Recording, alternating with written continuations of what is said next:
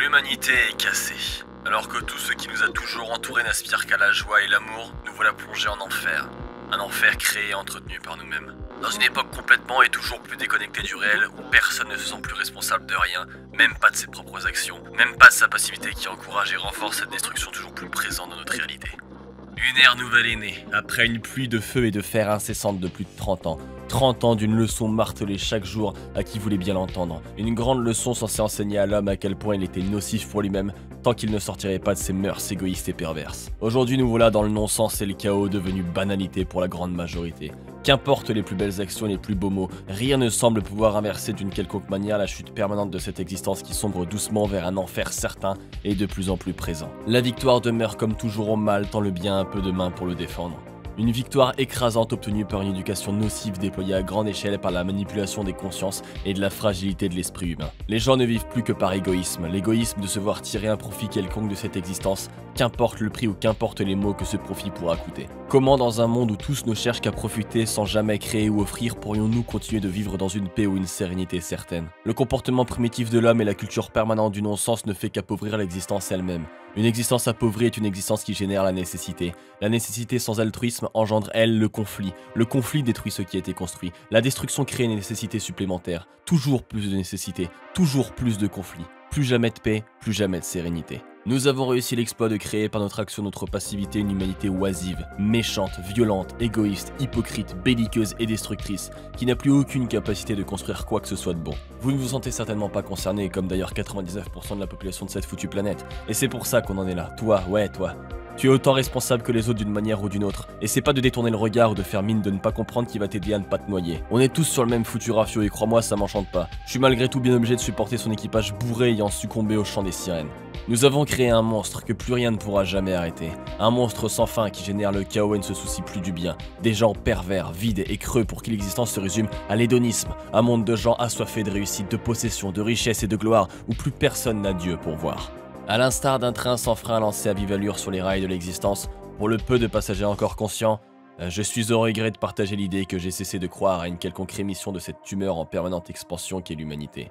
Pour autant, recréer des cellules saines est peut-être encore possible. Il est temps de se faire une raison d'admettre que tout est visiblement perdu. C'est pas pour autant qu'il faut s'abandonner aux exactions de l'envahisseur sans rien dire. Pour le moment, le constat est simple. Plus jamais de paix, plus jamais d'amour, plus jamais de partage, plus jamais de bienveillance ici-bas. La paix, nous l'avons tuée le jour où nous avons accepté, toléré ou pire encore, encouragé la violence, la discorde ou le conflit. De quelque façon que ce soit par l'action ou par le verbe, nous l'avons tué en ne la défendant pas, nous l'avons tué en restant passif face à toute violence qui puisse exister. Que ce soit dans les mots, les actions, l'éducation, nous avons accepté de tuer la paix le jour où nous avons décidé de ne plus construire sur cette base. Honte à ceux qui ont accepté ou toléré la disparition de la paix pour leur profit. Rien ne pouvait plus vous apporter et vous enrichir que la paix. Malgré tout, avec votre aveuglement pour vos profits et vos gains, vous avez privé le monde de ses bienfaits. L'amour, si seulement quelqu'un savait encore ce que c'était réellement. Là aussi on a fait du beau boulot, effacer les traces, confondre les pistes, jusqu'à réussir à faire perdre à la grande majorité le sens même de l'amour. À l'instar de la paix, lui aussi on l'a tué. Certains ont la prétention de le cultiver mais c'est de la taxidermie. Une marionnette morte que certains aiment agiter encore une fois pour leur profit ou leurs petits égos. Certains se targuent de cultiver l'amour alors que leur cœur lui-même est pris par la méchanceté. Il ne reste rien des grandes leçons d'amour. On pense que ça se résume à des contes ou des histoires. On a tout fait pour l'évincer et fait intégrer aux gens qu'il est toujours présent et ces cons y ont cru et continuent d'y croire. S'il n'avait pas été laissé pour mort, pas la moindre souffrance ne se ferait ressentir sur Terre. Et pourtant, on souffre tous quelque part. Seulement toi, t'as bien accepté tout au long de ton évolution de te détourner de l'amour pour cultiver celui qui a été recréé de toutes pièces. Une fausse idée, un patchwork de ce qu'il y a de pire dans l'hypocrisie humaine. C'est un leurre, une bien pâle copie de ce qu'il était à l'origine. L'on a même réussi à confondre amour et sexualité. L'on a inversé l'un et l'autre. Alors que la sexualité devait résulter d'un amour véritable, c'est dorénavant dans la sexualité que les gens pensent voir ou cultiver l'amour. Pire encore, l'on utilise l'amour comme bannière pour vanter la culture à outrance de la sexualité. Pourtant, ça fonctionne bien, les gens y croient. Mais comment peut-on seulement croire qu'il fait jour alors qu'il fait nuit? Plus rien n'a de sens. L'origine des mots importe peu, chacun veut bien y voir ce qu'il veut. Cette poursuite de la fausse liberté n'est en fait que votre libre arbitre, celui qui permet de prouver votre valeur. Qu'en avez-vous fait? Vous l'avez utilisé pour votre bon plaisir, celui de devenir ce que vous vouliez, et pas ce que vous deviez être. La machine est cassée, elle ne produira plus jamais rien de bon. Ce qu'elle devait produire à l'origine n'est plus. Il nous reste bien des vestiges des plans qui promettent paix, amour et partage pour tous. Mais ils peuvent être agités jusqu'à demain, les gens ne savent même plus les lire et encore moins les comprendre. Alors pour ce qui est de l'amour, vous ne le connaissez pas. Il faudrait le reconstruire et en prendre soin pour que tous puissent y goûter, mais ça n'intéresse plus personne. C'est tellement plus simple de le simuler. Quant au partage et à la bienveillance, vu que tout découle de l'amour, on peut faire une croix dessus. Alors quoi? Que faire avec des gens individualistes, égoïstes et pervers, dans un monde où pourtant nous devons tous partager le même air et la même eau? On peut vouloir faire du bon pain, mais avec de la mauvaise farine, la volonté ne suffira pas. Dans une bataille perdue, que reste-t-il? Que restait-il aux Berlinois fin 1945? Abandonnés, exclus, accusés même d'être responsables. Une leçon de cruauté humaine. Finalement, Hiroshima, Nagasaki, Dresde, Cologne, Auschwitz, Oradour-sur-Glane, Tiananmen, La Rochelle, Grozny, Goodwood, Iwo Jima, Dien Bien Phu, Mers el-Kabir, ça vous amuse? Pour ceux à qui ces noms n'évoquent rien, vous n'êtes même pas renseigné sur les effets que génère votre comportement, c'est encore plus grave. C'est exactement dans ce sens que vous vous éduquez et que vous éduquez vos enfants. Vous espérez en tirer quoi? Pour beaucoup, rien. Quand on sait que la majorité des gens ne vivent que pour leur intérêt personnel, on est en droit de douter quant à l'idée d'une révolution de la pensée qui sortirait la conscience de la grande majorité des méandres de l'absurde. Vous serez surpris, oui surpris. Surpris par la famine, surpris par les bombes, surpris par les exactions, surpris par la violence, surpris par la terreur, surpris par ce qu'on fait de pire. Comme ont été surpris vos grands-parents, et vos arrière-grands-parents avant eux, et vos arrière-arrière-grands-parents avant eux.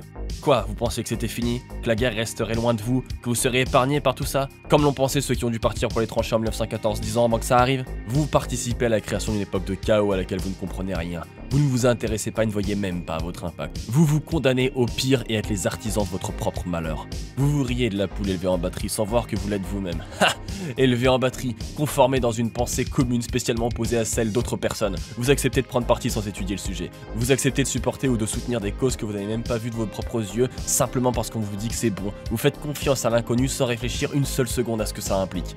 Les premiers à râler dès que quelque chose vous égratine dans un gouvernement ou une politique, mais les premiers aussi à entrer dans leur jeu. Franchement, de toi à moi, tu t'es déjà posé la question d'où tu vas et pourquoi tu penses d'une manière ou d'une autre? Tu t'es déjà interrogé pour savoir si tes idées ou ta pensée et tes actions étaient le fruit de ta pensée ou celui d'une influence ou d'une éducation? Quand tu fais quelque chose, tu le fais par réflexe ou par automatisme? Ou tu interroges l'ensemble de tes valeurs et principes si tant est que t'en es avant d'agir pour déterminer si oui ou non ce que tu fais ou ce que tu dis résulte de qui tu es et non de ce qu'on t'a fait devenir.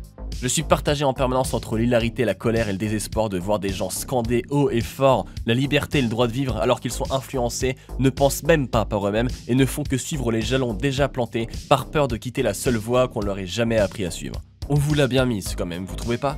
On vous élève dans la peur de manquer, le besoin de compter et d'être aimé, d'avoir de la reconnaissance, d'avoir une place dans la société, d'être félicité ou admiré, dans une société qui justement utilise ces points pour vous motiver à œuvrer dans son sens. Forcément, sans elle vous n'êtes plus rien, sans réseaux sociaux, sans les autres, comment pourriez-vous avoir l'impression de compter ou d'être aimé?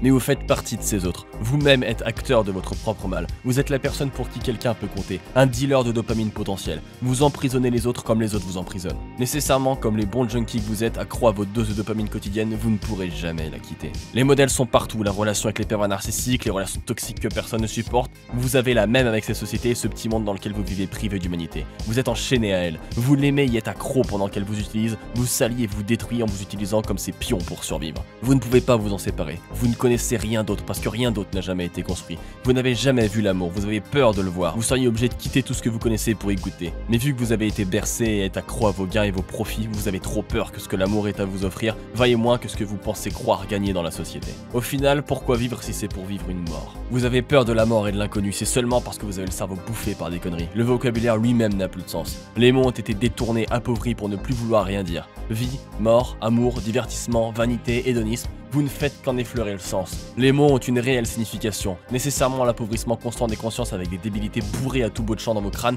ne va pas aider à retrouver la bonne voie. Qu'importe ce que vous croyez, les bases restent les mêmes. Paix, guerre, amour, haine, bienveillance, malveillance, partage, égoïsme, sain, pervers. Au final, bien, mal. Vous aimez les choses simples, vous êtes feignant, vous avez peur de suer. J'ai une bonne nouvelle, c'est binaire, le choix est simple. Le bien, le mal. Tout le monde aime les bonnes choses. Tout le monde semble détester ce qui est mal. Pourtant, vous avez tout inversé et ne luttez pas du bon côté. Si malgré tout vous êtes attaché au mal, c'est votre droit. Mais faites une fleur aux autres, allez crever tout seul et arrêtez de les faire couler avec vous. Et si vous faites partie de l'innombrable quantité des gens paumés qui peuplent cette planète et ne savent même pas qui ils sont, sortez-vous le dos du cul et réveillez-vous. Vous méritez de vivre comme tout le monde. Laissez pas les autres gâcher votre vie. Ne vous gâchez pas votre vie.